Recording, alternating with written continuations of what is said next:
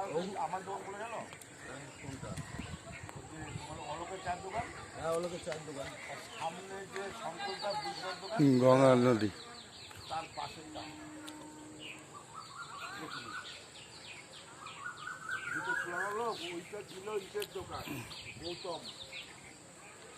গৌতমদের দোকান ছিল।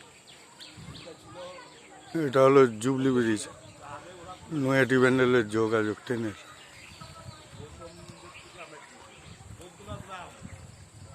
গঙ্গা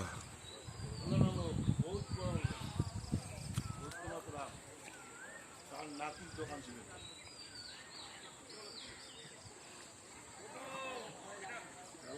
মন্দির সব। বাজারের লোকের যখন নাকি নন্দীবাবু বললো বাজারটা আপনাদের নামে করে নেন, 50 লাখ টাকা দেন।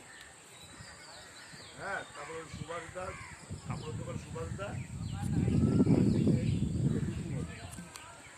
যে সবাই যদি 25,000 করে দেয় আর পুকুরটা আমার বেঁচে দেবে, কিছু জমি আছে বেঁচে দেবে, তাহলে আমাদের 50 লাখ হয়ে যাবে।